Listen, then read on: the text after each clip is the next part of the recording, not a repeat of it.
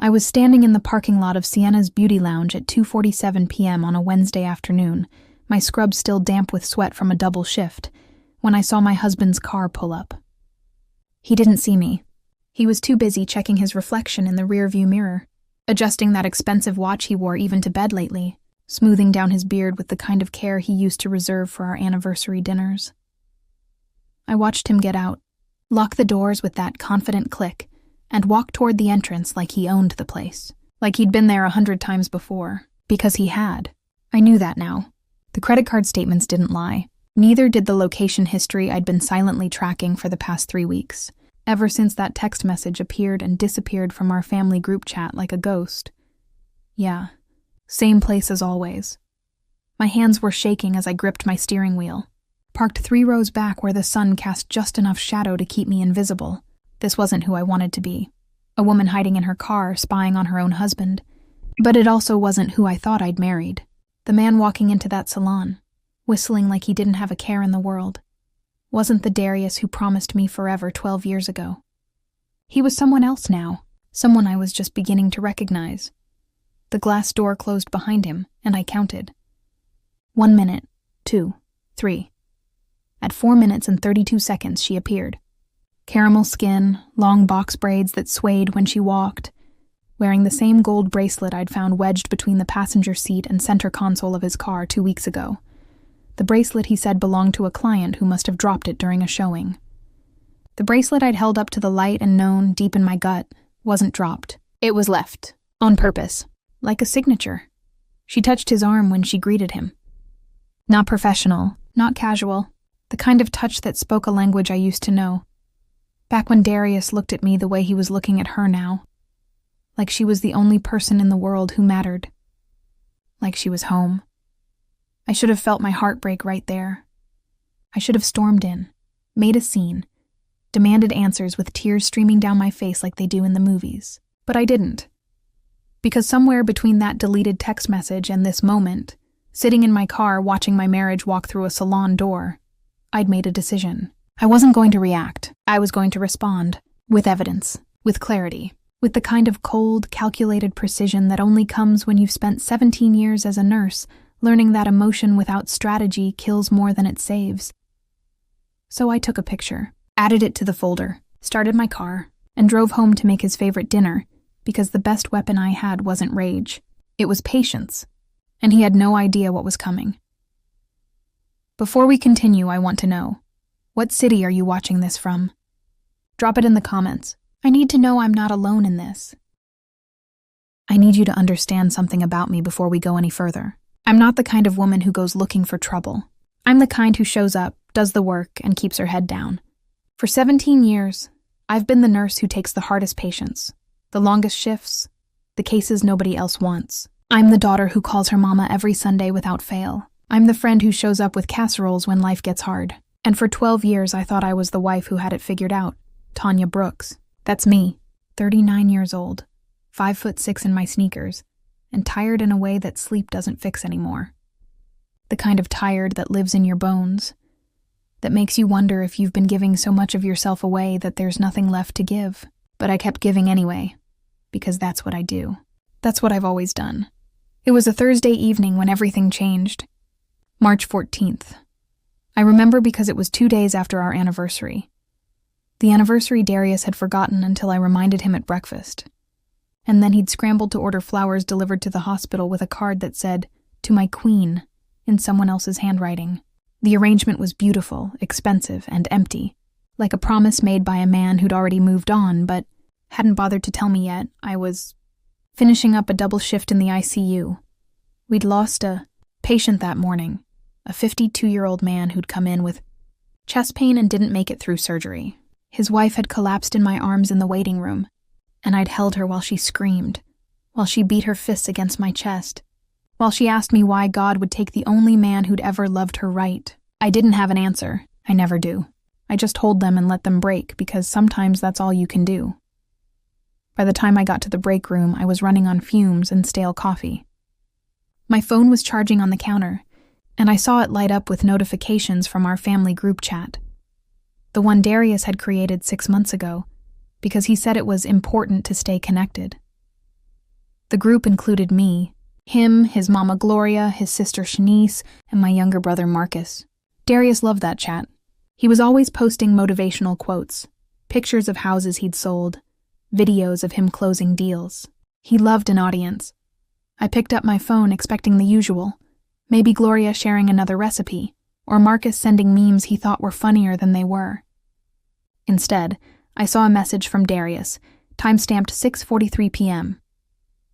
Yeah, same place as always. I stared at it.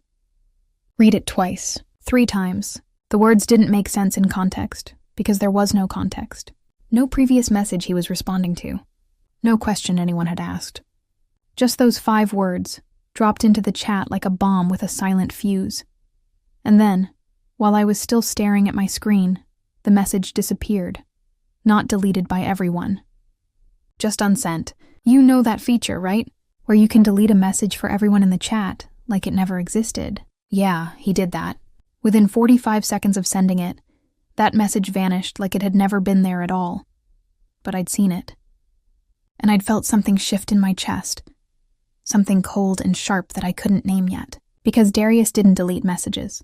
He was the kind of man who let his texts pile up, who never cleared his notifications, who kept receipts on everything because he liked having proof of his success. So why delete this one? Why now? And why did those words, same place as always, feel like they were meant for someone else entirely? The group chat stayed silent. Nobody acknowledged it. Not Gloria, who was usually quick to respond to her son's messages with heart emojis and amen, baby. Not Shanice, who loved to add commentary to everything.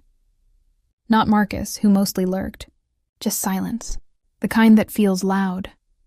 I stood there in that break room, surrounded by the smell of microwaved food and disinfectant, and I felt something I hadn't felt in years. Suspicion. Real, gnawing, can't-ignore-it suspicion. And right behind it came shame. Because what kind of wife immediately jumps to the worst conclusion? What kind of woman sees one weird text and starts building a case in her head? But then I thought about the flowers with someone else's handwriting. The way he'd been coming home later and later, always with an excuse about showings and clients and networking events. The new cologne I didn't recognize. The way he'd started going to the gym 5 days a week when he used to complain about going once. The way he'd bought that expensive watch and 3 new suits in the past 2 months. Talking about investing in the brand and looking the part. I thought about how, just last week, I'd reached for his phone to check the time while he was in the shower. And he'd snatched it away when he came out, laughing it off like I was invading his privacy. "Babe, you got your own phone," he'd said, and I'd apologized. Actually apologized for touching my husband's phone in our own bedroom. My hands moved before my brain caught up. I took a screenshot. The message was gone, but I had proof it existed. Proof that at 6:43 p.m. on March 14th, my husband had sent a message that wasn't meant for his family, and then tried to erase it. I saved that screenshot in a folder I created right there, standing in the break room with my cold coffee and my aching feet. I named it March, just that. Nothing dramatic. Nothing accusatory. Just a month, a marker. A place to start keeping track of the things I'd been trained to ignore. When I got home that night at 9:30, Darius was on the couch watching SportsCenter, a beer sweating on the coffee table next to his phone, face down, always face down lately. He looked up when I walked in, smiled that smile that used to make my knees weak, and said, "Hey baby, long day?" "Yeah," I said, setting my bag down by the door. "Lost a patient." "Damn," he said, but his eyes were already back on the TV. "That's rough. You want me to order something?" "I haven't eaten yet." I looked at him, really looked at him. The way he sat with his legs spread wide, taking up space. The way his jaw moved when he chewed gum. Casual and confident. The way he existed in our home like he owned it. Like he'd built it brick by brick with his own hands. When the truth was I'd made just as many mortgage payments. Worked just as many hours. Sacrificed just as much. "No," I said. "I'm not hungry." I went upstairs, took a shower hot enough to scald, and lay in bed staring at the ceiling while Darius eventually came up, kissed my forehead like I was a child, and fell asleep within minutes. He always slept easy, no guilt, no second thoughts, just out like a light, snoring softly while I lay there in the dark, thinking about that deleted message. Same place as always. Where was always? Who was he talking to? And why did those 5 words feel like the answer to a question I'd been too afraid to ask? I didn't know yet, but I was going to find out. Not because I wanted to, not because I was looking for a reason to blow up my life, but because somewhere deep down, in a place I'd been ignoring for too long, I already knew. I'd known for months, maybe longer. I'd just been too tired, too busy, too committed to keeping everything together to admit it. That night, lying next to my husband while he dreamed whatever dreams men like him dream, I made a promise to myself. I wasn't going to react. I wasn't going to cry or scream or beg for the truth. I was going to watch, listen, collect. And when I finally confronted him, it wouldn't be with suspicion. It would be with evidence. Because the one thing I'd learned from 17 years of nursing is this: you can't treat what you can't diagnose. And I was about to diagnose the hell out of my marriage. The thing about being a nurse is that you learn to see patterns, not just in vital signs or symptoms, but in people. You learn to read the micro-expressions, the slight hesitation before someone answers a question, the way their eyes shift when they're hiding pain. You become a detective of the human condition, whether you want to or not. And once you start looking, you can't stop seeing. I started watching Darius the way I'd watch a patient's chart, methodically, without emotion, just collecting data. It wasn't hard. He'd been leaving breadcrumbs for months. I'd just been too exhausted to follow the trail. But now I was paying attention. The Friday after the deleted message, I came home from work at 3 p.m., a rare early shift, and found his gym bag in the laundry room. Nothing unusual about that. He'd been going to the gym constantly. But when I unzipped it to throw his clothes in the wash, I noticed something. His workout clothes were barely damp. No real sweat, no smell. For a man who claimed to be doing intensive cardio and weight training 5 days a week, his clothes smelled more like cologne than exertion. I held that shirt up to my nose and breathed in. Calvin Klein Eternity. Not the Armani coat he wore for work. Not the Dior Sauvage I'd bought him for Christmas. A third cologne. One I'd never purchased, never seen on our bathroom counter, which meant he was keeping it somewhere else. Applying it somewhere else, for someone else. I folded the shirt carefully, placed it back in the bag, and said nothing when he came home that evening talking about his brutal leg day and how he could barely walk. I just smiled, nodded, and asked if he wanted me to make dinner or if he was too tired. He said he was too tired, ordered Thai food, and spent the evening on his phone, typing and smiling at the screen like it was telling him jokes I'd never hear. "What's so funny?" I asked, folding laundry on the opposite end of the couch. He looked up, and for just a second, maybe half a second, I saw something flicker across his face. Guilt? Fear? It was gone before I could name it. "Just a client being ridiculous," he said, turning his phone face down on his thigh. Always face down. You know how it is. I did know.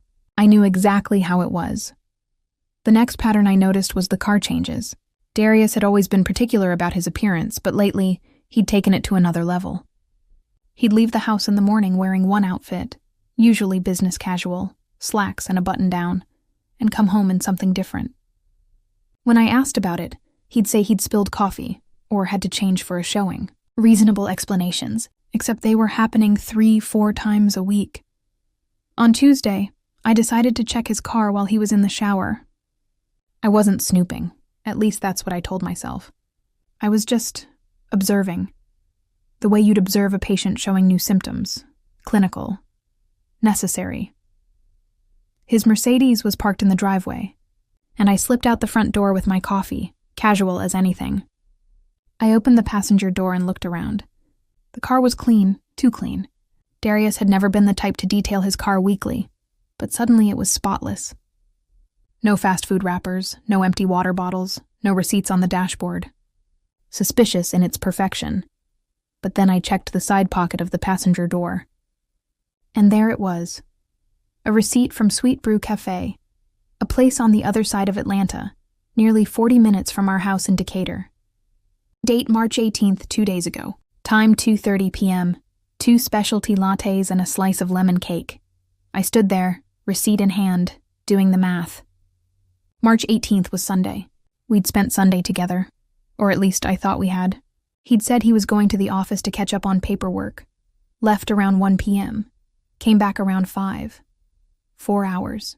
Plenty of time to drive across the city, have coffee with someone, and make it back with an excuse about traffic. 2 lattes. Not 1, 2. I folded that receipt, slipped it into my pocket, and went back inside. Darius was out of the shower, getting dressed for another showing. He kissed me on the cheek, told me he'd be back around 8, and left smelling like that mystery cologne again. I added the receipt to my folder. Evidence, data, patterns. The phone calls started to bother me more after that. Not the calls themselves. Darius had always been on his phone for work, but the way he took them. He'd been getting sloppy, careless, like he was so confident I wasn't paying attention that he didn't bother hiding anymore. Wednesday evening, I was in the kitchen making dinner, jerk chicken and rice, his favorite, when his phone rang. He was in the living room, and I heard him answer on the second ring. "Yeah, I can talk," he said, his voice dropping to that low, intimate tone he used to use with me. "Nah, she's in the kitchen. She's not paying attention." I froze, wooden spoon in mid-stir. She's not paying attention, like I was part of the furniture, like I was so predictable, so checked out, that I'd become invisible in my own home. I moved closer to the doorway, staying quiet. He was pacing near the window, his back to me, one hand in his pocket like he didn't have a care in the world. "I know, baby, I know," he said. And that word, baby, hit me like a physical blow. "It's complicated right now, but I'm working on it. Just give me a little more time, all right? I promise I'm gonna handle it." A pause. He laughed. Not his public laugh, the one he used at parties and open houses, but something softer. "More real. You're not making this easy," he said, "looking like that in those pictures. You're trouble, you know that?" I stepped back into the kitchen before he could turn around, my heart hammering so hard I thought I might pass out. I stirred the rice mechanically, my hands moving while my brain tried to process what I'd just heard. Baby. Pictures. I promise I'm gonna handle it. Handle what? Me? Our marriage? Was I the problem he was working on solving? When he came into the kitchen 5 minutes later, I was plating our food like nothing had happened. "Smells amazing," he said, sliding into his seat at the table. "You're the best, Tan. I don't tell you that enough." I smiled, set his plate in front of him, watched him eat while I pushed food around my own plate, unable to swallow past the lump in my throat. "You okay?" he asked, looking up at me with those eyes that used to make me feel safe. "You seem quiet." "Just tired," I said. "Long week." "I know you work so hard," he said, reaching across the table to squeeze my hand. "I appreciate you, baby. I really do. Baby." The same word he'd just used with her. Meaningless now. A placeholder. A habit. I squeezed back, held his gaze, and said, "I appreciate you too, that Friday." He left his blazer on the couch when he came home from a late showing. I picked it up to hang it in the closet, being the good wife I'd always been, and felt something in the pocket. Not something, multiple somethings. I pulled them out one by one. A valet ticket from the Azure Room, an upscale restaurant downtown where we'd never been. A business card from a woman named Simone, event coordinator, with a number scrawled on the back in feminine handwriting. And folded at the bottom, a photo booth strip, the kind they have at bars and parties, showing Darius and a woman I didn't recognize. Laughing in one frame, her kissing his cheek in another. She was beautiful. Younger than me, maybe early 30s, with long braids and a smile that looked easy, unforced. In the photo, Darius looked happy. Really happy. The kind of happy I couldn't remember seeing on his face in years, at least not when he was with me. I stood there holding that photo strip, and I felt something inside me shift. Not break, not yet, but shift. Like a bone moving out of place before the fracture comes. I took pictures of everything with my phone. Added them to the folder, put the items back exactly where I'd found them, folded the blazer, and hung it in the closet. When Darius came out of the bedroom dressed for another gym session, I was sitting on the couch reading a book. The picture of domestic tranquility. "You're beautiful, you know that?" he said, stopping to kiss the top of my head.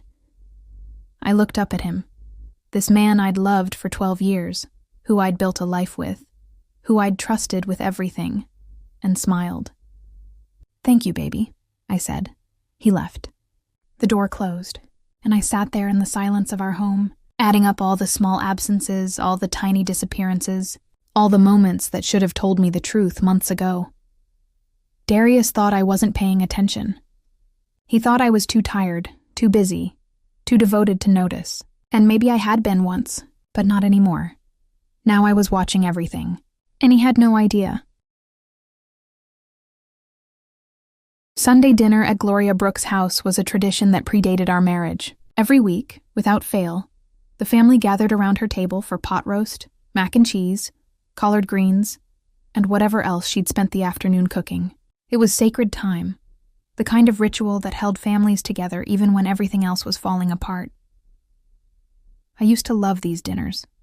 Used to feel like I belonged at that table, like I was part of something bigger than just me and Darius. Gloria had welcomed me with open arms from day one, called me daughter before we'd even set a wedding date.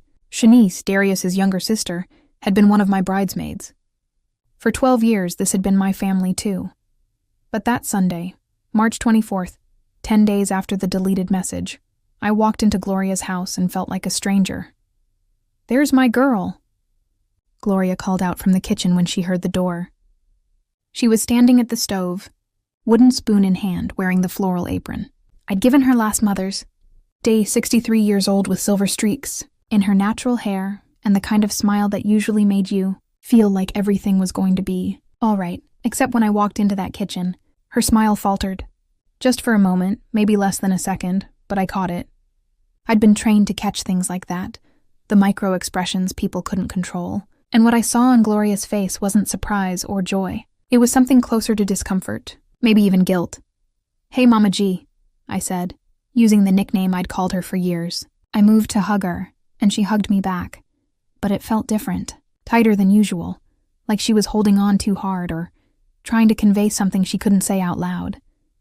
"You look tired, baby," she said, pulling back to look at me. "They working you too hard at that hospital?" "You know how it is," I said, forcing a smile. "Never enough nurses, always too many patients." She turned back to her pot, stirring with more focus than mac and cheese required. "Darius here yet?" "He's parking the car. Had to take a call." Something flickered across her face again. She nodded, didn't turn around, just kept stirring. "That boy's always on that phone. Tell him to come see his mama when he gets in here."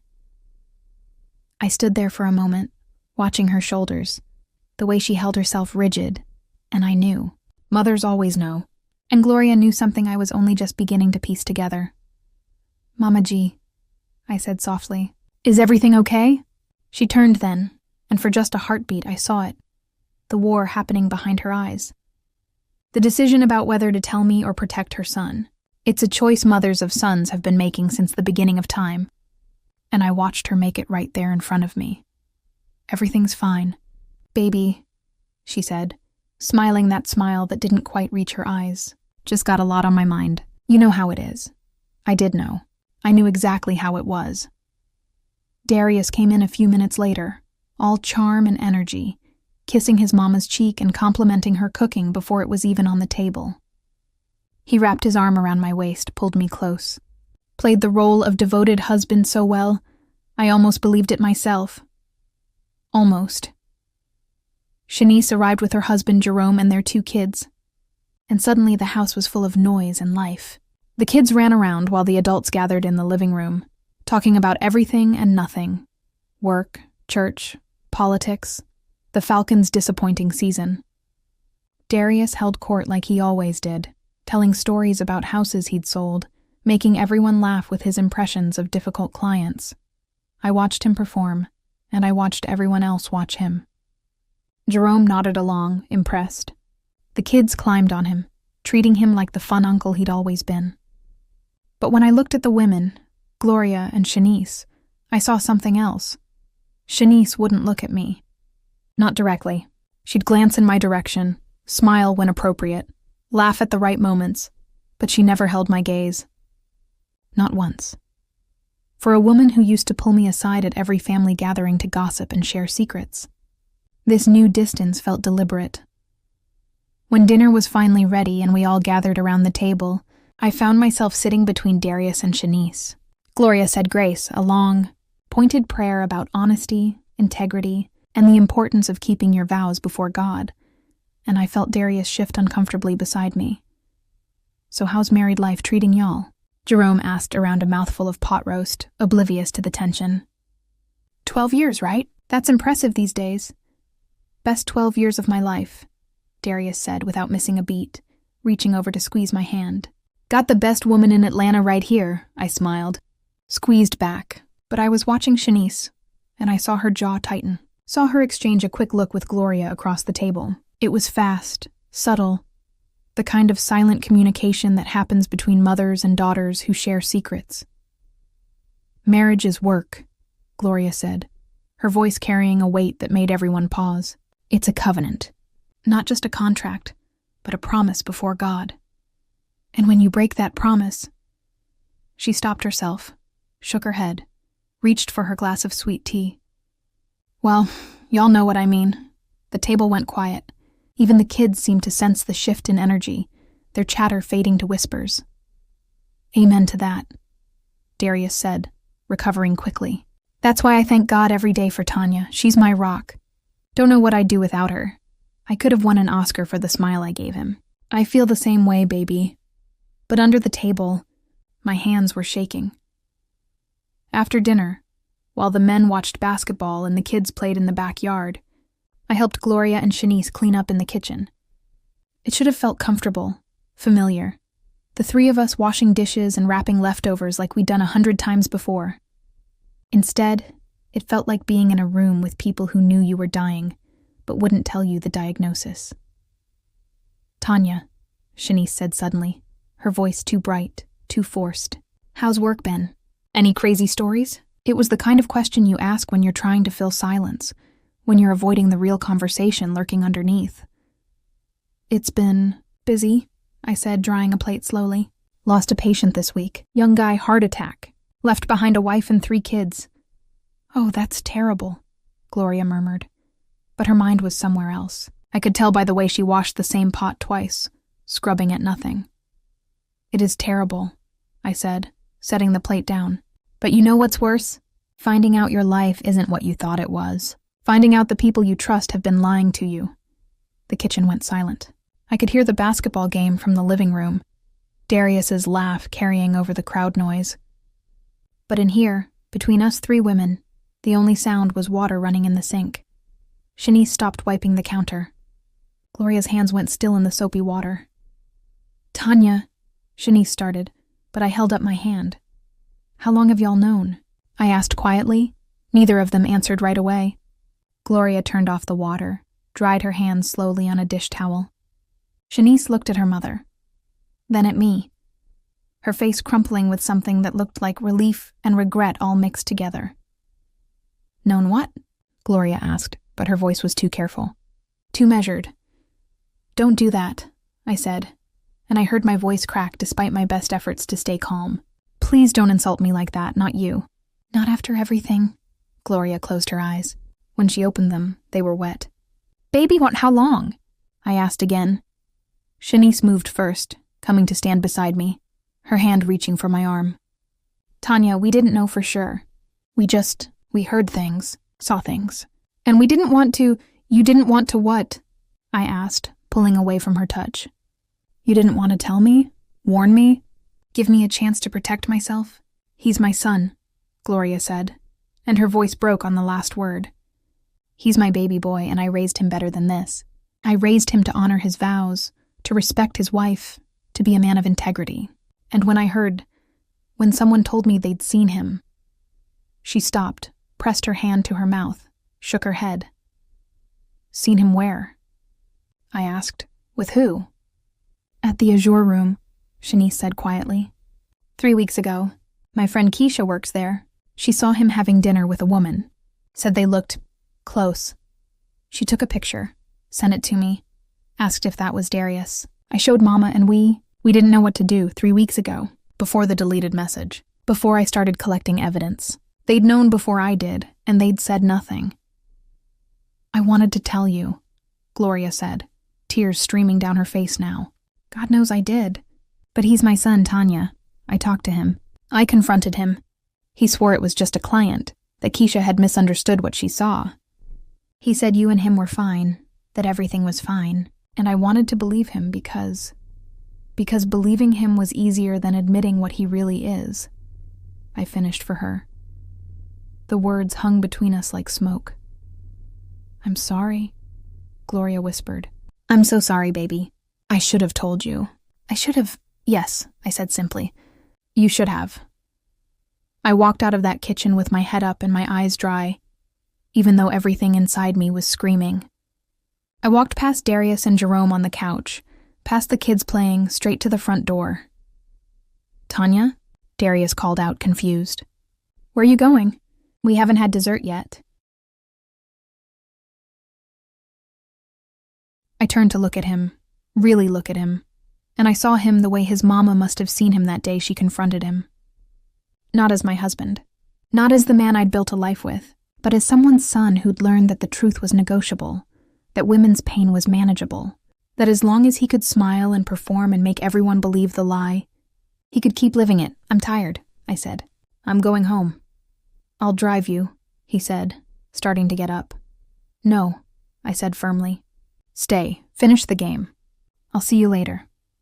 I left before he could argue, before Gloria and Shanice could follow me, before anyone could see the cracks starting to form in the armor I'd been wearing. I sat in my car in Gloria's driveway for 10 minutes before I could trust myself to drive. And in those 10 minutes, I realized something that made everything worse. The silence hadn't been about protecting Darius. It had been about protecting themselves from the discomfort of my pain. It was easier to say nothing, to hope I'd never find out, to let me keep living the lie, because confronting the truth would have required them to choose a side, and they'd chosen his. Not because they loved me less, but because blood runs thicker than marriage vows, because sons get second chances that daughters-in-law don't, because the preservation of the family, the image, the unity, the performance, mattered more than my right to know the truth. I drove home alone that afternoon, and I understood something I'd been too naive to see before. I'd been fighting this battle by myself from the very beginning. And the people I thought would have my back had already decided I was expendable. But that was okay, because I'd learned a long time ago how to stand alone. And when this was all over, I'd still be standing. There's a specific kind of loneliness that comes from being married to someone who's already left you, even though they're still sleeping in your bed. It's the loneliness of shared silence, of existing in parallel instead of together, of watching someone you love become a stranger in real time. That's where I was living now, in a house full of furniture and memories and lies, trying to figure out how much more I needed to see before I could admit what I already knew. It was a Tuesday evening, March 26th, and I'd just gotten home from another grueling shift. 13 hours on my feet, 2 code blues, and a 23-year-old mother who'd coded during childbirth. We'd saved her, barely, but the image of her husband's face when we told him how close we'd come to losing her, that stayed with me. The raw terror, the relief, the way he'd held her hand like it was the only thing keeping him tethered to earth. I thought about what that kind of love looked like. The kind that showed up in crisis, the kind that didn't need to be performed for an audience. And I wondered when Darius and I had stopped having that, or if we'd ever had it at all. When I walked through the door, I heard his voice upstairs. He was home early for once, and he was on the phone. Nothing unusual about that. Darius lived on his phone. But something about his tone made me pause in the foyer, my keys still in my hand. I should have announced myself. Should have called out, "I'm home," like I always did. But I didn't. Instead, I set my bag down quietly, slipped off my shoes, and stood there listening. I know, he was saying, his voice muffled but clear enough. It's complicated right now. You know that. I moved toward the stairs slowly, carefully, placing each foot deliberately to avoid the creaky spots I'd memorized over the years. Baby, listen to me, he said, and that word, baby. It still cut every time I heard him use it with someone who wasn't me. I told you I'm handling it. These things take time. I can't just... He paused.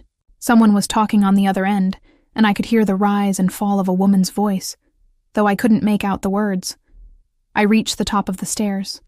Our bedroom door was half closed, and through the gap, I could see him pacing near the window, one hand running over his head the way he did when he was stressed. "You think this is easy for me?" he said, his voice sharper now. "You think I want to keep doing this? Sneaking around, watching what I say, making sure she doesn't?"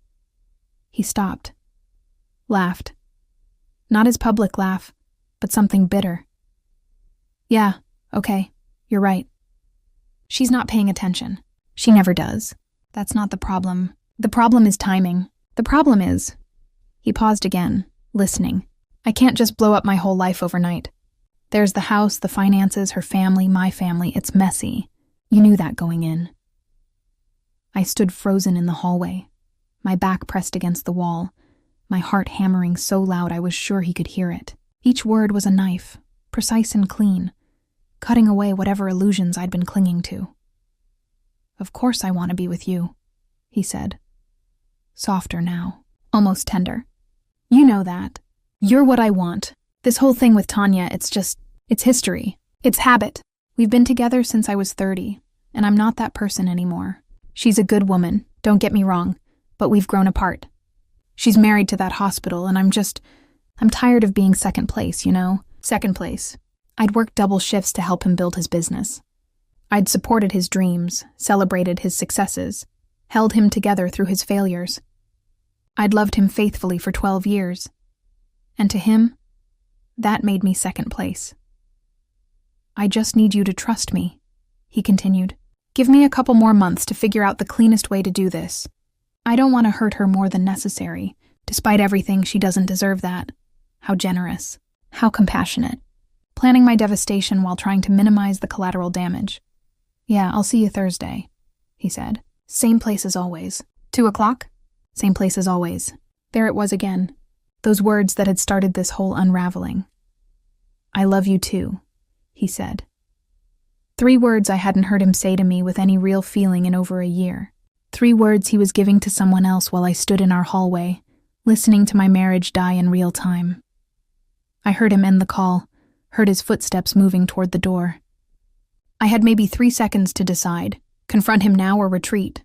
My body made the choice before my brain could catch up. I moved quickly, quietly, back down the hallway toward the bathroom, slipping inside just as I heard our bedroom door open. "Tanya?" he called out. "That you?" I flushed the toilet, ran the water, took 3 deep breaths while staring at my reflection in the mirror. My eyes were dry. My face was calm. Somewhere along the way, I'd learned to compartmentalize so well that even my own devastation couldn't crack the surface. "Yeah, just got in," I called back, forcing my voice to sound normal. "Be out in a second." When I emerged, he was leaning against the doorframe of our bedroom, scrolling through his phone. He looked up when he saw me, smiled that smile I'd once thought was just for me. "Hey, baby," he said. "How was work?" "Long," I said, walking past him into the bedroom. "Exhausting. How was your day?" Good. Closed on that property in Buckhead. The one I told you about?"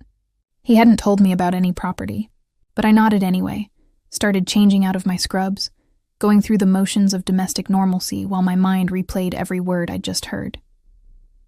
"That's great," I said. "I'm proud of you. Yeah, it's a big one. Commission's gonna be nice." He was watching me with that assessing look, like he was trying to figure out if something was off. "You okay? You seem quiet." "Just tired," I said. It was my default answer now. The shield I hid behind. He nodded, seemed satisfied with that. "Why don't you take a bath or something?" "Relax, I'll order dinner." "Actually," I said, pulling on sweatpants and a t-shirt, "I have some laundry to do. Been putting it off all week." "Always working," he said, shaking his head like it was endearing instead of convenient. "That's my Tanya. I'll be downstairs if you need me." He left, and I listened to his footsteps descending the stairs, heard the TV click on, heard him settle into his spot on the couch. I stood there in our bedroom, the room where we'd made love, fought, reconciled, planned our future, and felt nothing but a cold, clinical detachment. I pulled out my phone and opened the folder I'd been building, added a new note. March 26, 7:45 p.m. Overheard phone conversation.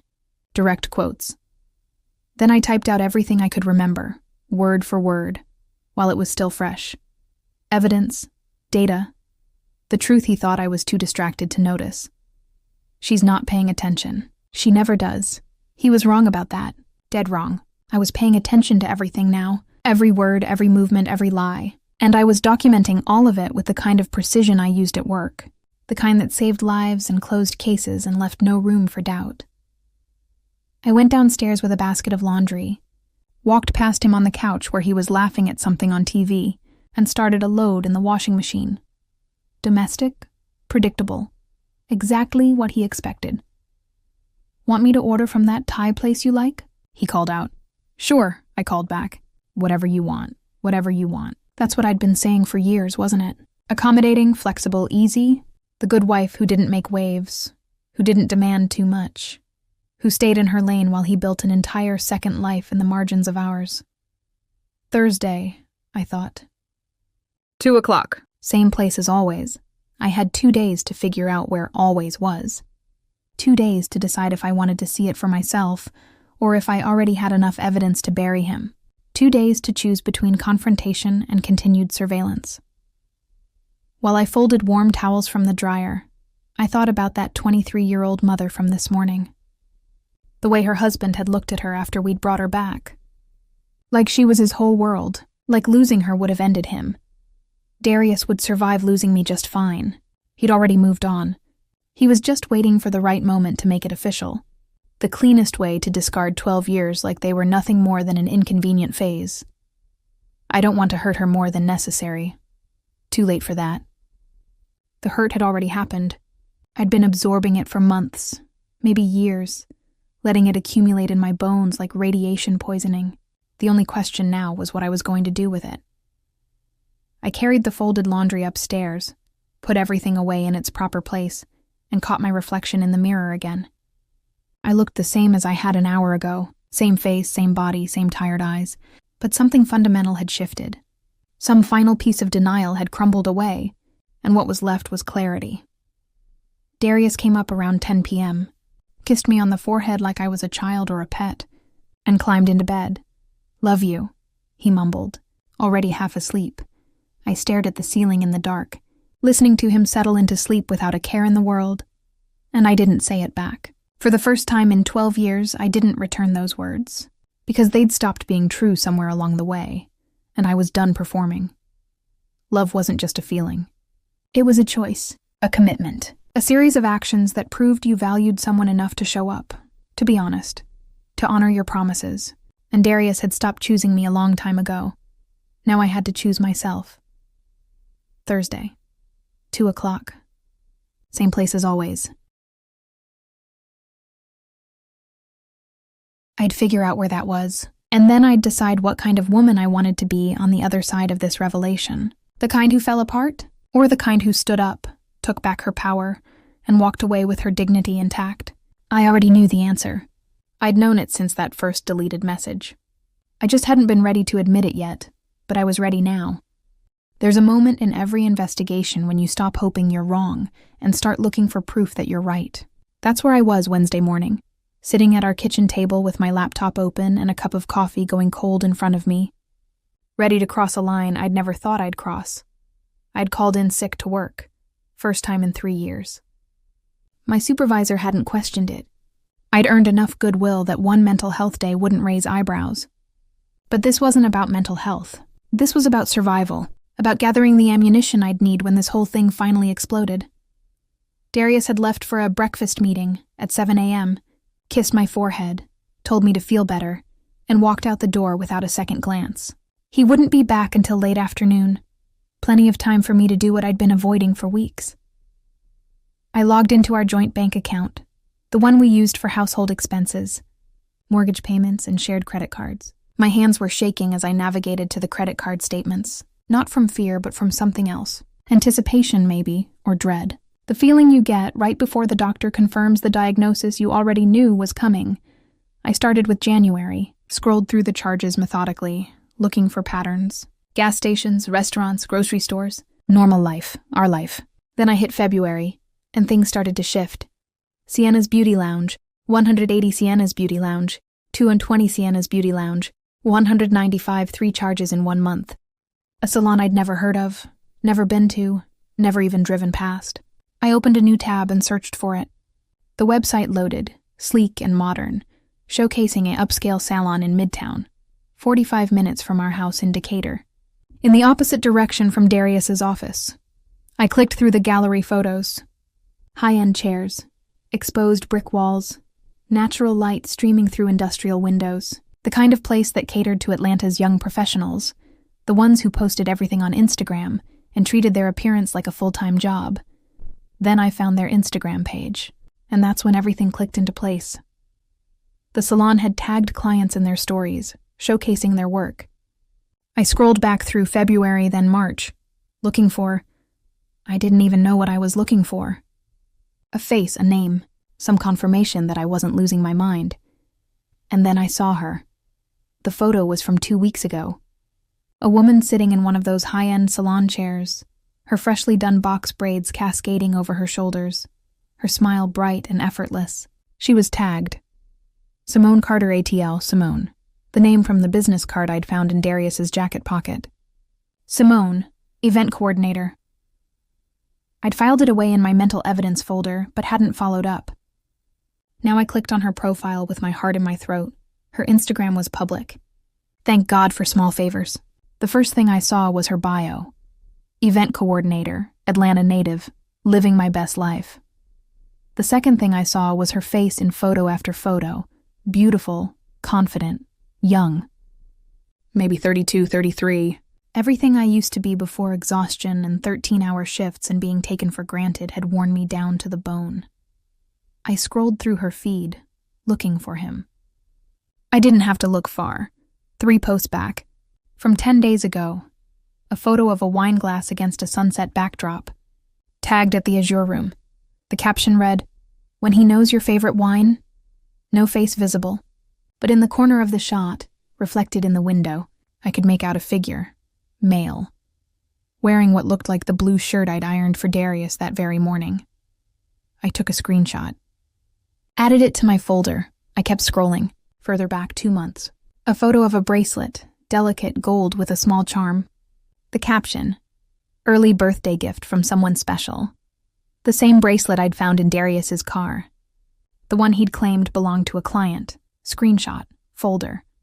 Then, a month ago, a photo booth strip partially visible in the background of a mirror selfie.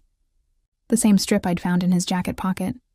You could barely see it, tucked into the corner of her mirror at home, but it was there. Proof that what I'd found wasn't a one-time thing. It was a kept memory, a trophy, screenshot, folder.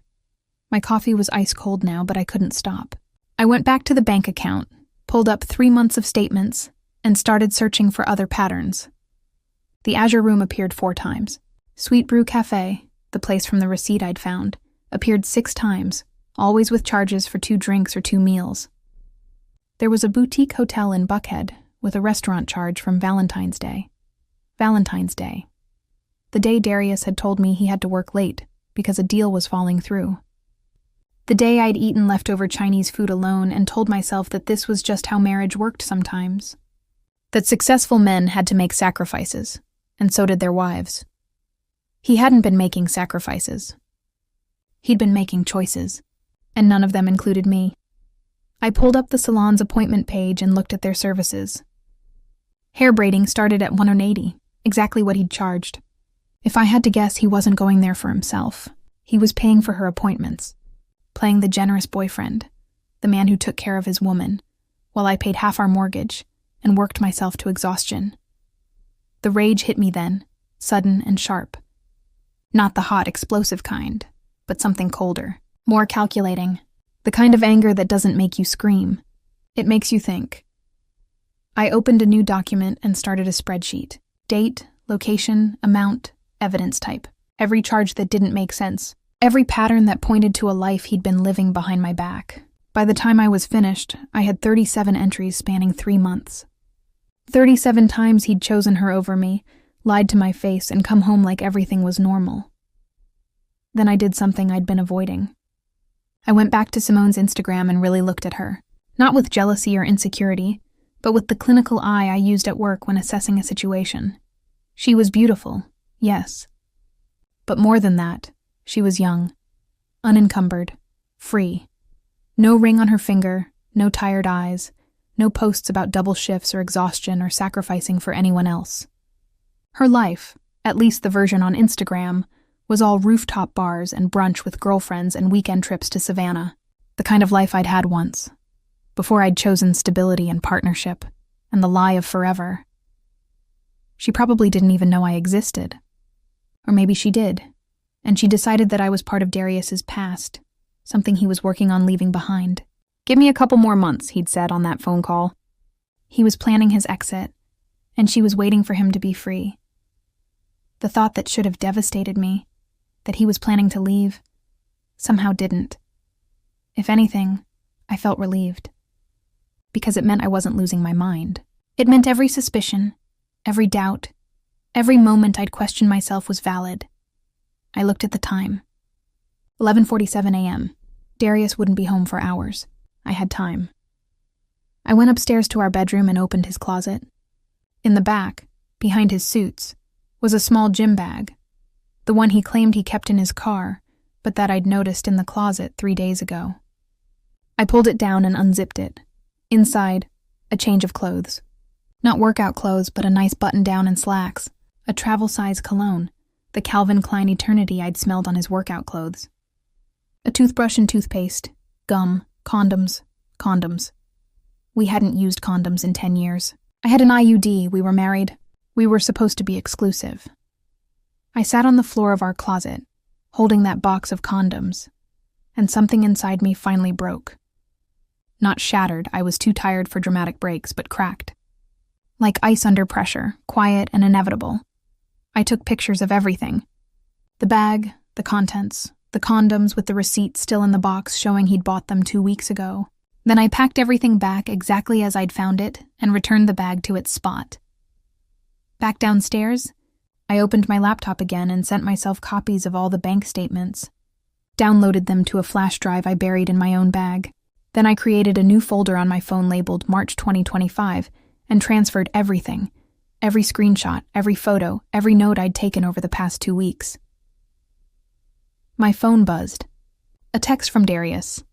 "Hope you're feeling better, baby. Love you." I stared at that message for a full minute before responding. "Much better. Thanks. See you tonight. Love you." How easily those words came to him now. How meaningless they'd become. I spent the rest of the afternoon organizing my evidence like I was preparing for a case presentation at the hospital. Clear timeline, supporting documentation, irrefutable proof. By 3 p.m. I had a folder that could hold up in court if it came to that, and something told me it would. Thursday, I thought. Tomorrow, 2 o'clock. Same place as always. I knew where always was now. Sienna's beauty lounge, where he paid for her hair, probably waited for her in the parking lot, took her somewhere nice afterward, where he played the role of attentive boyfriend while I played the role of oblivious wife. But I wasn't oblivious anymore, and tomorrow, I'd decide if I wanted to see it for myself, or if I already had enough to walk away clean. When Darius came home that evening at 6 p.m., I was in the kitchen making dinner. Baked chicken, roasted vegetables, the kind of meal that said good wife, without requiring too much effort. "Smells good," he said, coming up behind me to wrap his arms around my waist. I felt his chin rest on my shoulder, felt him breathe me in like I was home. "Feeling better?" he asked. "Yeah," I said, stirring vegetables that didn't need stirring. Must have just needed a day to rest. "Good. Can't have my baby running herself into the ground." He kissed my neck, and I felt nothing. Absolutely nothing. "Oh hey, I have a showing tomorrow afternoon.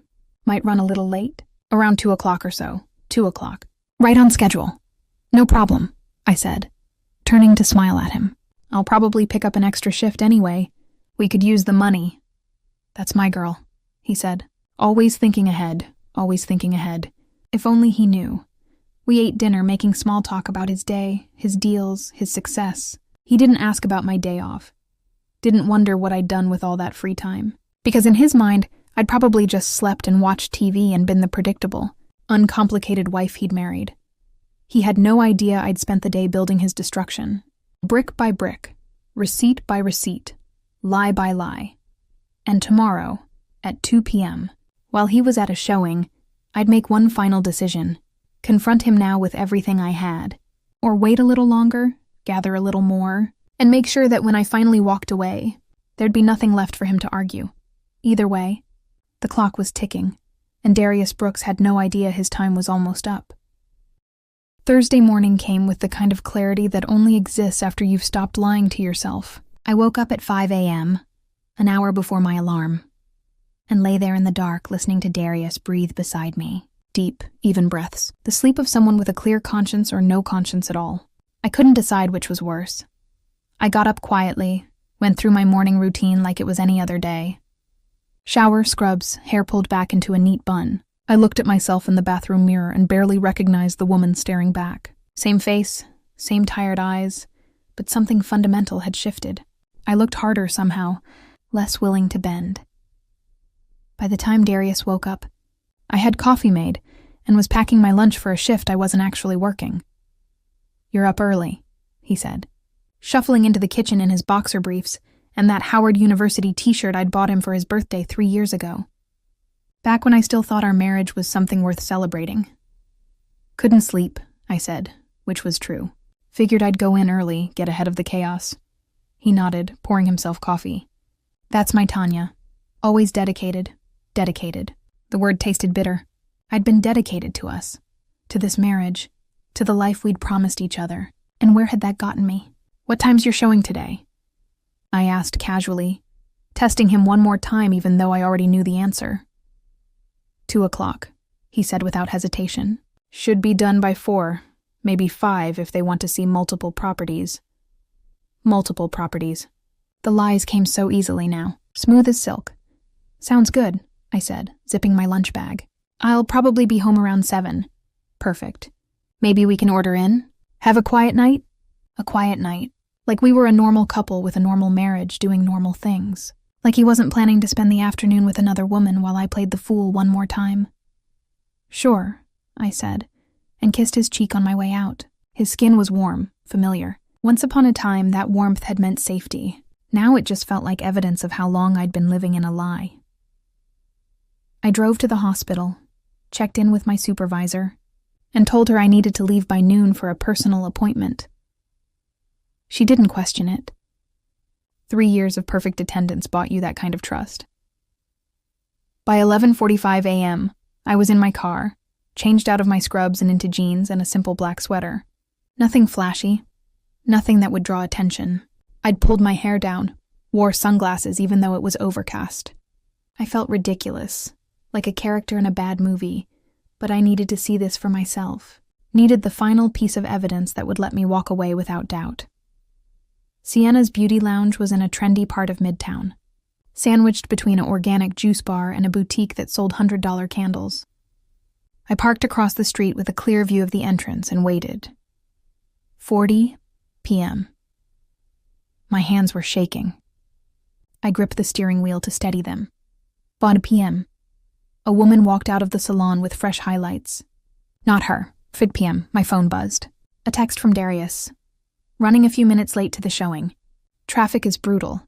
I didn't respond. 3 p.m. His Mercedes pulled into the parking lot.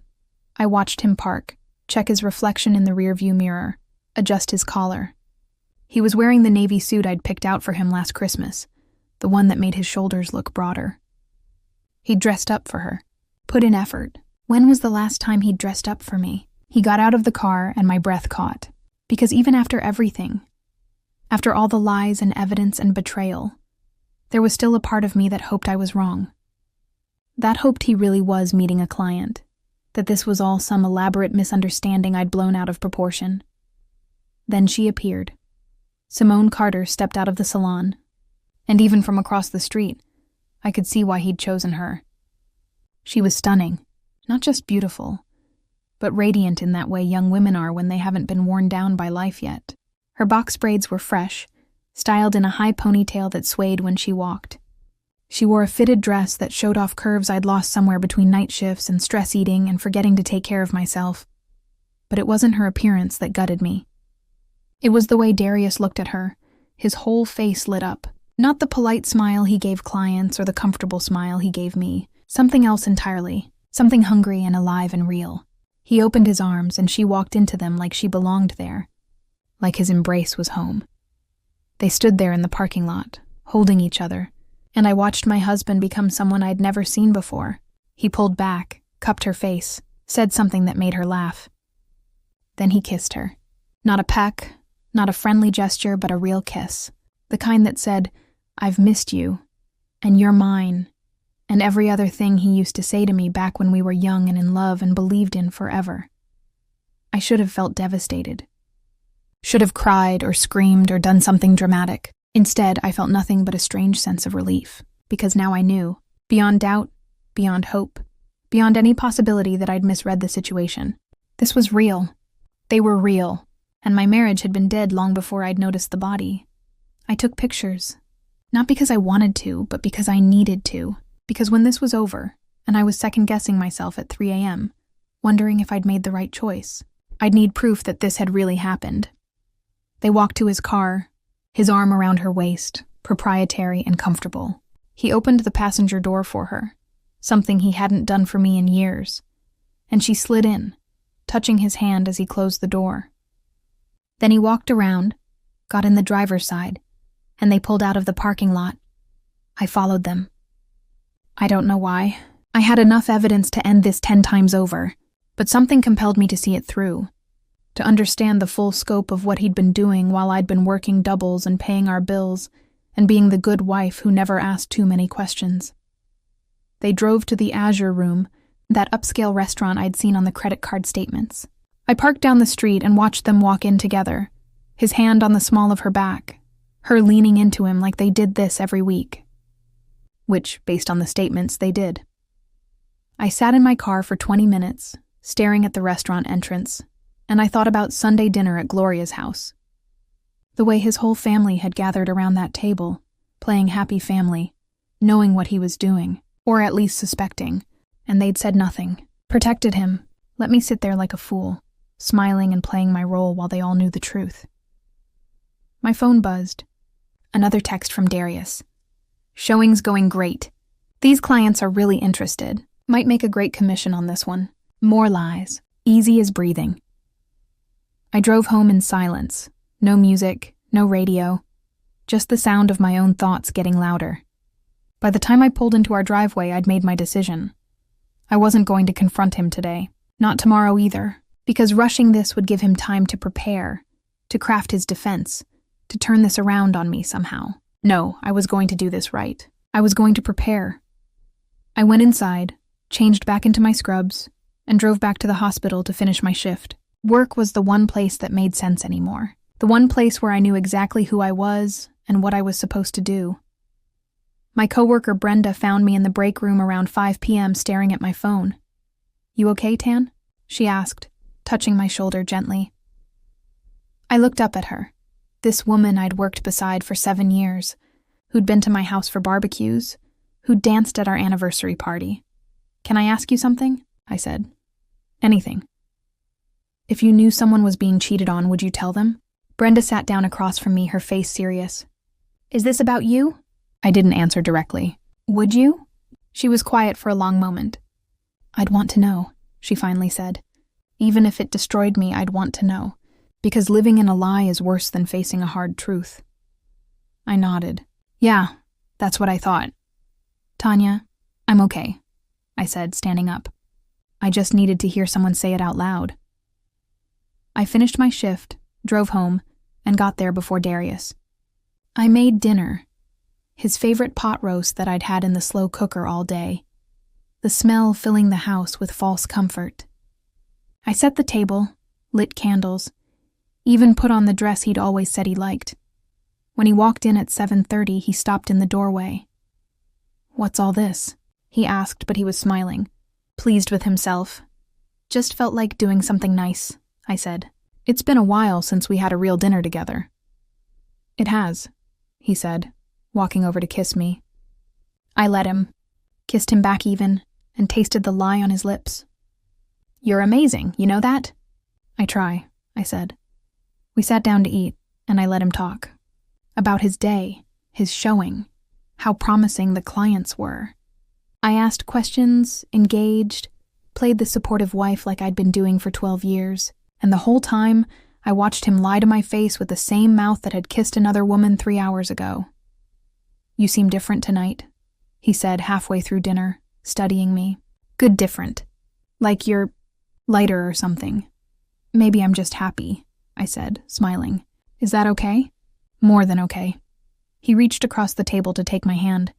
I've missed this, missed us. Feels like we've been ships passing in the night lately. Ships passing in the night. While he'd been building a whole new harbor with someone else. We have been, I agreed. But things are going to change. I can feel it. Yeah? He looked hopeful. Excited even, like maybe he thought I was finally becoming someone easier to leave. Someone who wouldn't fight back. Yeah, I said. Big changes. Soon.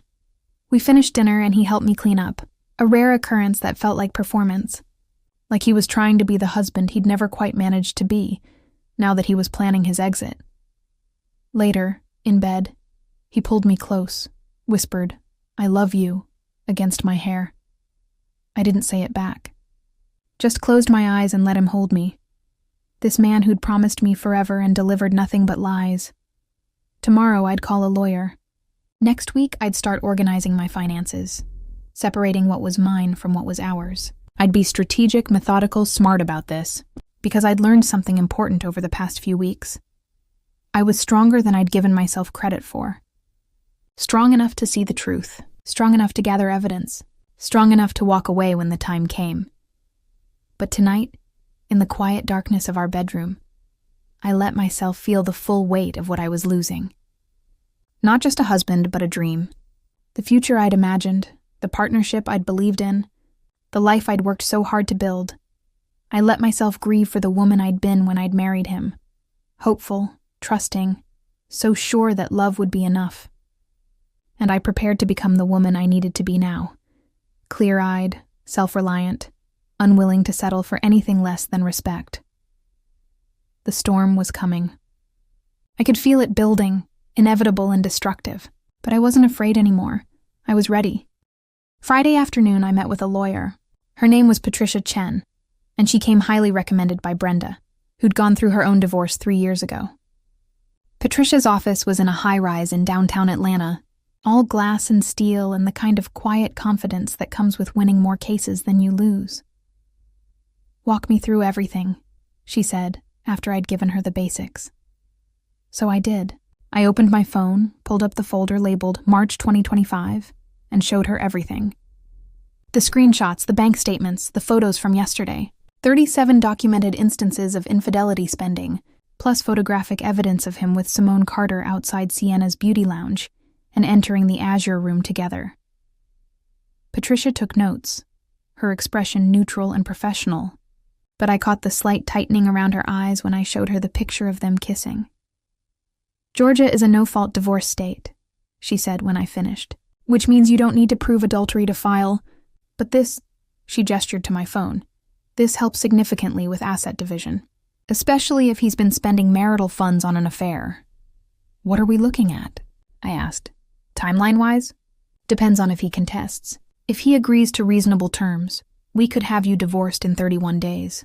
That's the mandatory waiting period.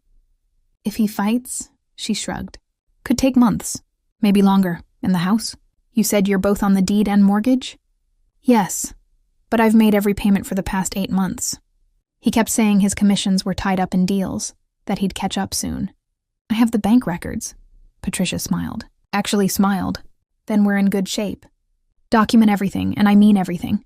Every payment you've made, every bill, every expense. If he's been shirking his financial responsibilities while spending money on another woman, that works in our favor." I left her office 2 hours later with a retainer agreement signed and a plan in place. Patricia would draw up the papers and we'd serve him next week. Clean, efficient, no drama, just like I wanted. But first, I had to get through the weekend. Saturday morning, Darius woke up cheerful, suggesting we do something together. "Like old times," he said. Maybe drive up to Helen? Walk around, get lunch? Helen was where we'd gone on our first anniversary. A small Bavarian-themed town in the North Georgia mountains, all cobblestone streets and German restaurants and tourists taking pictures by the river. We'd been so happy then, or at least I thought we had been. Sure, I said, because refusing would have raised questions I wasn't ready to answer yet. We drove north with the windows down. Spring air rushing through the car, and I watched him from the corner of my eye. He was relaxed, one hand on the wheel, the other resting on the center console between us. Every so often, his phone would buzz, and he'd glance at it, smile slightly, then put it back face down. Her. It had to be her. Checking in, saying good morning, being the girlfriend he came home to even while he sat beside his wife pretending everything was fine.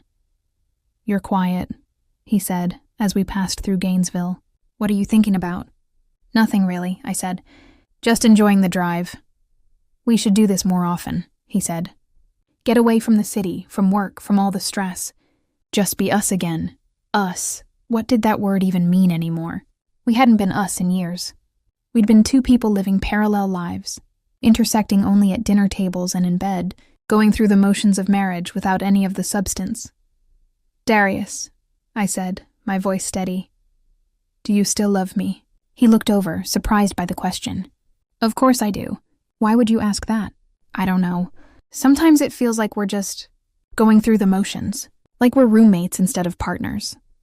He reached over and took my hand, squeezed it. "Babe, I know I've been busy. I know work has been crazy, and I haven't been as present as I should be, but I love you. You know that, right?" I looked down at our joined hands and felt nothing. "Do I? Tanya, where is this coming from? Just answer the question. Do you love me?"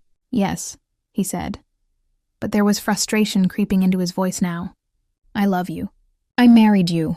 I built a life with you. What more do you want me to say?" What did I want him to say? The truth would have been nice. But men like Darius didn't give you the truth unless you cornered them with it. "Never mind," I said, pulling my hand away. "Forget I asked." The rest of the drive passed in uncomfortable silence. When we got to Helen, we walked around like tourists in our own past, stopping at the same shops we'd visited 7 years ago, eating at the same German restaurant. He tried to recapture something. I could see him working for it, making jokes, touching my arm, trying to bridge the distance that had opened between us. But it was too late. The bridge had already burned, and we were standing on opposite sides of the ashes. On the drive home, I decided I was done waiting. "Do you still go to the same places always?" I asked, my voice casual, like I was asking about the weather. The car swerved slightly. Just a fraction, barely noticeable, but I caught it. "What?" he said, and I heard it. The edge of panic. "The same place as always," I repeated. "That text you sent to the family group chat. The one you deleted. Do you still go there?" "Tanya, I don't know what you're talking about. Don't you?" I turned to look at him fully now, and I saw his jaw tighten, saw his hands grip the steering wheel harder. March 14th, 6:43 p.m. You sent a message to the family chat that said, "Yeah, same place as always." Then you deleted it 45 seconds later. I've been wondering about it ever since. "Where is always, Darius?" That was nothing. I must have sent it to the wrong group. It was meant for a client. Which client? I don't remember. It was weeks ago. Try harder. "Tanya, why are you doing this? Why are you interrogating me like I'm some kind of criminal?" "Because I want to know the truth," I said calmly. "I want to know where you go, who you see, who always is for." He pulled the car over then, onto the shoulder of Highway 400, put it in park, and turned to face me. His expression was a mixture of anger and fear, and I realized this was the first time I'd ever really confronted him about anything. In 12 years of marriage, I'd been so busy being accommodating, being easy, being the good wife who didn't rock the boat, that he'd never had to defend himself. "What do you want me to say?" he asked. "I want you to tell me about Sienna's beauty lounge," I said, "and Simone Carter, and the Azure Room, and all the places you've been going while I've been working double shifts and paying our mortgage." The blood drained from his face. I watched it happen in real time, watched him realize that I knew, that I'd always known, that I'd been watching and waiting and gathering evidence while he'd been living his double life. "Tanya, don't," I said, holding up my hand. Don't insult me with excuses or explanations or any of the lies you've been practicing. I know everything, Darius. I've known for weeks. I've seen the receipts, the Instagram posts, the pictures. I followed you Thursday, watched you kiss her in the parking lot, watched you take her to lunch. So please don't sit there and tell me it's not what I think. He opened his mouth, closed it, opened it again. How long have you known? Does it matter? It matters to me. Since the deleted text, I said. That's when I started paying attention. Started seeing all the things I'd been trained to ignore. The late nights, the new cologne, the phone calls, the way you stopped looking at me like you used to. It all came together pretty quickly once I started looking. Tanya, listen. No, you listen. My voice was still calm, but there was steel in it now. Steel I didn't know I had. I have documented every lie, every charge on our joint credit card. Every time you told me you were at a showing when you were really with her. I have pictures, timestamps, statements. I have enough evidence to bury you in divorce court. Divorce? He looked genuinely shocked, like he hadn't seen this coming, like he thought I'd just accept his betrayal and move on. What did you think was going to happen? I asked. Did you think I'd just let you keep doing this? That I'd be content being second choice while you built a whole life with someone else? It's not like that.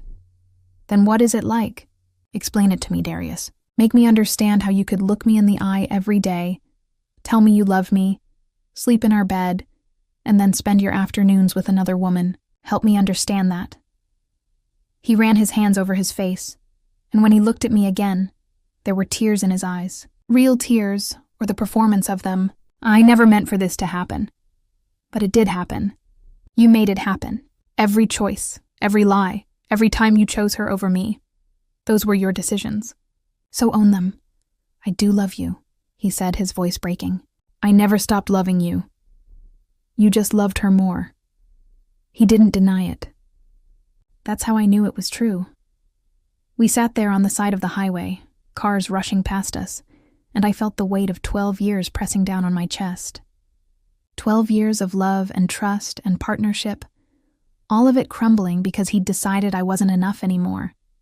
What happens now? He asked quietly. Now? I looked at him. This man who'd promised me forever and couldn't even give me honesty. And I felt something inside me settle.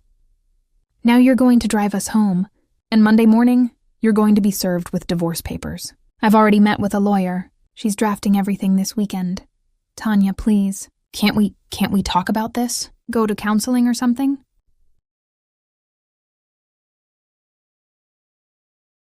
Counseling? I almost laughed. Darius, you've been having an affair. For months. Maybe longer. You've lied to me, gaslit me, made me feel crazy for suspecting what I knew in my gut was true. And now you want to go to counseling? I can end it, he said desperately. I can end things with her. We can start over. I'll do whatever it takes. It's too late for that. You made your choice. Now I'm making mine. So that's it? 12 years and you're just going to throw it away? The audacity of that statement. The sheer audacity made me see red. I'm not throwing anything away, I said, my voice low and dangerous. You already did that. You threw away our marriage the first time you lied to me, the first time you kissed her, the first time you chose to betray everything we'd built together. This, I gestured between us, this is just me refusing to clean up the mess you made. He started crying then, real sobs, his shoulders shaking. And I felt nothing. No sympathy, no urge to comfort him, no desire to make him feel better. Just a cold, clear certainty that I was doing the right thing. Take me home, I said. Tanya, take me home. He pulled back onto the highway, and we drove the rest of the way in silence. When we got to the house, I got out without looking at him, went inside, and locked myself in our bedroom. I heard him come in, heard him pacing downstairs, heard his phone ring multiple times. Her, probably. Wondering why he wasn't responding. Wondering if something was wrong. Something was wrong. Everything was wrong. But for the first time in weeks, I was going to be right. Sunday morning, I woke up before dawn with a clarity I hadn't felt in years. Maybe ever. The kind of clarity that comes when you finally stop fighting reality and accept it for what it is. Darius was still asleep in the guest room, where he'd gone after I locked the bedroom door. And the house was silent, except for the sound of my own breathing. I got up, made coffee, and sat at the kitchen table with my laptop, reviewing everything one last time. The folder Patricia had asked me to compile was complete. Bank statements, credit card charges, photographic evidence, a detailed timeline of every lie. It was organized, thorough, irrefutable, the kind of documentation that left no room for interpretation. At 6:47 a.m., my phone buzzed. A text from Patricia. Papers are ready. Server will be at your house Monday at 8 a.m. Are you sure you want to proceed? I looked at that message for a long moment. This was it, the point of no return. Once those papers were served, there was no pretending, no going back, no more playing house while my marriage rotted from the inside out. I typed back, I'm sure. Her response came immediately. Good. You're doing the right thing. Call me if you need anything. I set my phone down and stared out the window at our backyard. Darius had always talked about building a deck out there, maybe getting a grill, hosting barbecues for friends and family. We'd never done it. Too busy, too expensive, too much effort. Story of our marriage, really. A lot of talk about what we'd do someday without ever actually doing it. I heard footsteps on the stairs. Darius appeared in the kitchen doorway, looking like he hadn't slept. His eyes were red, his face puffy. He was still wearing the clothes from yesterday. Morning, he said quietly. Morning. He poured himself coffee, and we stood there in our kitchen like two strangers waiting for a bus. The silence was heavy, suffocating, filled with 12 years of unsaid things that didn't matter anymore. Tanya, he started, can we please talk about this? There's nothing to talk about. There's everything to talk about. You can't just throw away our marriage without at least trying to work through this. I turned to look at him then, really look at him, and I saw him clearly for maybe the first time. Not the man I'd fallen in love with at 27, not the partner I'd thought he'd be, but the man he actually was. Someone who'd prioritized his own desires over our partnership, who'd lied with ease, who'd only cared about our marriage when it was convenient. I'm not throwing away our marriage, I said calmly. I'm ending what's already dead. There's a difference. It doesn't have to be dead. We can fix this. How? Tell me how we fix 12 years of me being the only one fighting for us. How do we fix you falling in love with someone else while I was working double shifts to keep our lives afloat? How do we fix the fact that you've been planning your exit for months while pretending everything was fine? I wasn't planning to leave you. Yes, you were. I heard you on the phone. Give me a couple more months, you said. I'm working on it. That's what you told her. You were planning the cleanest way to discard me, and you would have done it too, if I hadn't figured it out first. His face crumpled. It wasn't supposed to happen like this. How was it supposed to happen? Walk me through your plan. Were you going to sit me down one day and tell me you'd found someone better? Were you going to make up some story about growing apart? Or were you just going to keep stringing me along until it was convenient for you to leave? He didn't answer. Couldn't answer. Because we both knew the truth. He hadn't thought about my feelings at all. He'd only thought about his own comfort, his own happiness, his own desires. I want you to leave, I said. This is my house too. Actually, according to my lawyer, I have a pretty strong case for sole possession, given that I've been making all the payments for the past 8 months, while you've been spending our money on another woman. But we can let the court decide if you want. You've really thought this through, haven't you? One of us had to. He set his coffee cup down hard enough that it sloshed onto the counter. I can't believe you're being like this. So cold, so calculating. This isn't you, Tanya. You're right, I said. The old Tanya would have cried and begged and tried to keep you at any cost. The old Tanya would have blamed herself, wondered what she did wrong, tried to be better, sexier, more interesting. But that Tanya died somewhere between same place as always and watching you kiss another woman in a parking lot. This Tanya, the one standing in front of you, she knows her worth. And she's done settling for less than she deserves. I never asked you to settle. You didn't have to ask. You just assumed I would, and I did for 12 years. But I'm not doing it anymore. The doorbell rang. We both froze. Who's that? Darius asked. I looked at my phone. 8:02 a.m. The server was early. That, I said, walking toward the front door, is your divorce papers. Tanya, wait. But I was already opening the door. A woman in her 40s stood there with a clipboard and a manila envelope. Tanya Brooks? she asked. That's me. I have documents for Darius Brooks. I turned to see Darius standing in the hallway, his face pale, and I felt nothing but a calm sense of rightness. This was happening. It was really happening. He's right here, I said, stepping aside. The server walked in, handed Darius the envelope. You've been served, she said professionally, then had him sign for receipt. He took the envelope with shaking hands, stared at it like it was a bomb.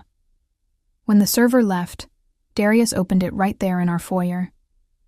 I watched him read through the petition, saw his face cycle through shock, anger, and something that might have been grief. You're asking for the house, he said. I'm asking for what I've paid for. And you want me out by the end of the week? Monday, actually. Patricia thought that was reasonable given the circumstances. Tomorrow? He looked up at me and his eyes were wet again. You want me out of my own house by tomorrow? You can stay with Simone, I said. I'm sure she'd love to have you. Full-time, I mean. Not just for lunch dates and afternoon visits. Don't, he said, his voice breaking. Don't do that. Do what? Tell the truth? Isn't it time we started doing that? He folded the papers, shoved them back in the envelope. I never wanted to hurt you. But you did. And worse, you kept hurting me over and over again while pretending you weren't. At least now we can both stop pretending. He stood there for a long moment, and I could see him processing, trying to find some angle, some argument that would change my mind, but there wasn't one. I'd made my decision, and I was at peace with it. I'll pack my things, he said finally. Thank you. He went upstairs, and I heard drawers opening, closet doors sliding, the sounds of a life being dismantled. I went back to the kitchen, made myself breakfast, ate it slowly while listening to him pack up 12 years into suitcases and boxes. By noon, his car was loaded. He came downstairs one last time, looked around the living room like he was memorizing it. Tanya, he said. I looked up from my laptop where I'd been answering work emails. I really am sorry. For all of it. I know you are, I said. But sorry doesn't fix betrayal. It just makes you feel better about committing it. He flinched, nodded. Can I hug you? One last time? Every instinct I had screamed no. But there was a part of me, the part that had loved him, that had believed in us, that needed closure. Okay, I said. He crossed the room, and I let him wrap his arms around me. He smelled like the cologne I used to love, felt familiar in ways that hurt, and for just a second, I let myself remember what it felt like to feel safe in his embrace. Then I stepped back. Goodbye, Darius. Goodbye, Tanya. He left. The door closed, and I stood in the silence of my house now, and breathed. I didn't cry. I'd done all my crying in the quiet moments over the past few weeks. What I felt now wasn't sadness. It was freedom, the kind that comes when you finally stop carrying weight that was never yours to carry. I spent the rest of Sunday cleaning, not because the house was dirty, but because I needed to reclaim the space. I washed the sheets, opened all the windows, lit candles that smelled like lavender and sage. I moved furniture around, took down pictures of us, packed them in boxes for him to collect later. I erased the evidence of our marriage systematically, methodically, the way I'd documented its destruction. By evening, the house felt different, lighter, like it could finally breathe. Monday morning, I woke up at 5 a.m. and went for a run, something I hadn't done in years. The sunrise over Decatur was pink and gold, and the air was cool enough to make me feel alive in my own skin. When I got home, I showered, dressed in my scrubs, and drove to the hospital. Brenda found me during my break, took one look at my face, and knew. You did it, she said. I did it.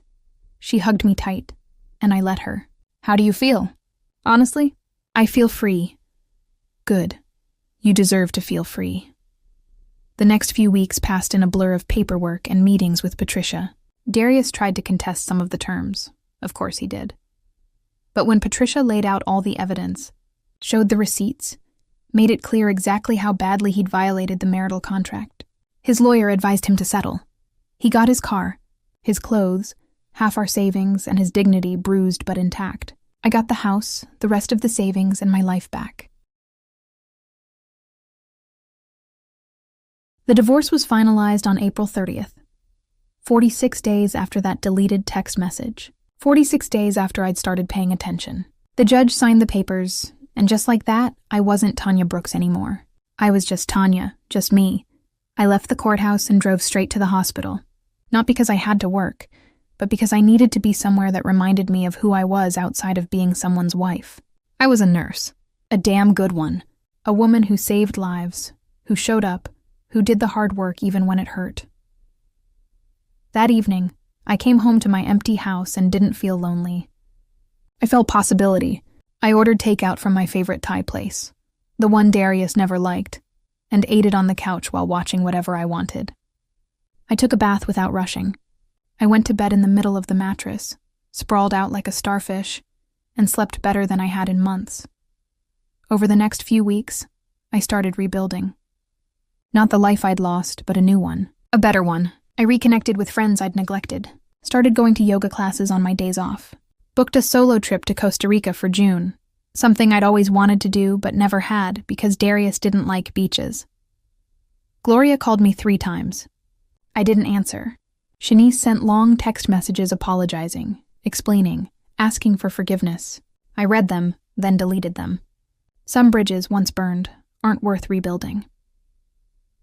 One Saturday afternoon in early May, I was at Target buying towels, new towels for my new life, when I saw them. Darius and Simone, walking hand in hand through the home goods section. She was laughing at something he'd said, and he looked happy. Really happy? I could have ducked into another aisle, could have avoided them entirely, but I didn't. I kept walking, and when we inevitably crossed paths, I smiled. "Tanya," Darius said, stopping short. Simone's hand tightened on his arm. "Darius." "Simone." I nodded at her. "Nice to finally meet you officially." She looked uncomfortable, like she didn't know whether to apologize or defend herself, or pretend this wasn't the most awkward moment of her life. "How are you?" Darius asked, and he actually looked concerned. "I'm good," I said, and I meant it. "Really good, actually. You?" Yeah, I'm good too." We stood there for a beat, 2 people who used to know everything about each other and now knew nothing at all. "I should get going," I said. "Take care of yourself, Darius. You too, Tan."